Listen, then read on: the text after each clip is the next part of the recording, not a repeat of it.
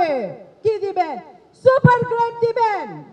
দিন বদলের সনদের যে অঙ্গীকার সেটি এখন আমাদের দিবেন। নতুন পে স্কেল দিবেন, নতুন পে স্কেল দিবেন। দক্ষ স্মার্ট বাংলাদেশ গড়বার জন্য যারা এইসব ষড়যন্ত্র করছেন তাদের এই দেশের প্রতি দায় দায়িত্ব নেই, কারণ আপনাদের সন্তানেরা বলতে বাধ্য হচ্ছি এই বিশ্ববিদ্যালয় সহ কোন বিশ্ববিদ্যালয়ে পড়াশোনা করেন না। স্ট্যাটিস্টিক্স দিয়ে প্রমাণ করে দিব, যেমন স্ট্যাটিস্টিক্স দিয়ে প্রমাণ করে দিয়েছি প্রত্যয় একটি শুভঙ্করের ফাঁকি। সুতরাং বাংলাদেশকে বাঁচতে দিন, বঙ্গবন্ধুর আদর্শকে বাঁচতে দিন।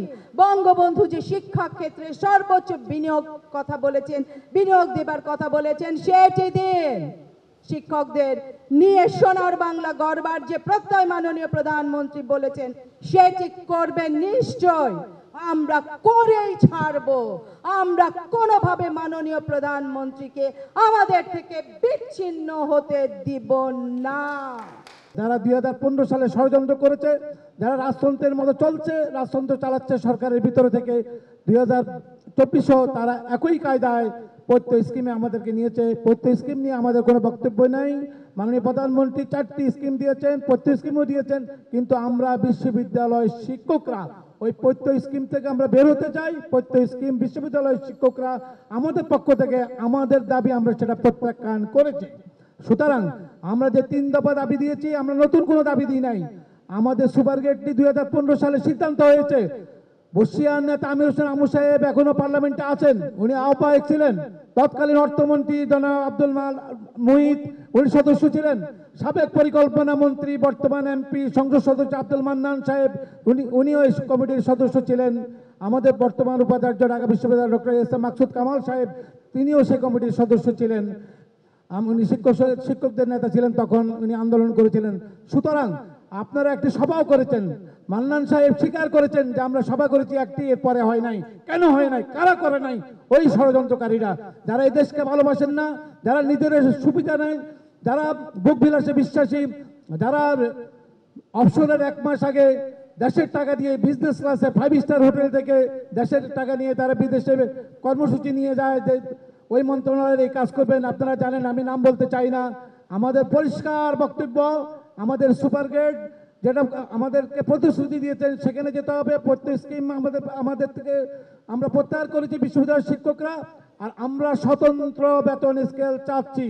বারবার আমরা বলেছি, উগান্ডাতে আছে, ইথিওপিয়াতে আছে, আমাদের পার্শ্ববর্তী দেশ শ্রীলঙ্কাতে আছে, ব্যর্থ রাষ্ট্র পাকিস্তানে আছে শিক্ষকদের মর্যাদা। আপনারা ভারতের সব এক্সাম্পল দিয়েছেন। আমার সাথে প্রত্যেক স্কিমের গোলাম মোস্তফা সাহেব গিয়ে বলেছেন যে 2004 সালে ভারতে কন্ট্রিবিউটরি স্কিম চালু হয়েছে। ভারতের শিক্ষকদের বেতন কত, সুযোগ সুবিধা কত, আমাদের থেকে কয়েক গুণ। আমাদেরকে কয়েক গুণ দেন, তখন আমরা দেখবো যে কন্ট্রিবিউটরে যাবো কি যাব না। সুতরাং আমাদের সাথে আর প্রতারণা করবেন না। আমরা শিক্ষকরা ঐক্যবদ্ধ। আমাদের পূর্বসূরীরা আমাদের জন্য রক্ত দিয়ে এই জাতি গঠন করেছেন। 69-এ আমাদের শামসুজ্জোহা রাজশাহী বিশ্ববিদ্যালয়ের শিক্ষক, এই ঢাকা বিশ্ববিদ্যালয়ের শিক্ষক ছিলেন।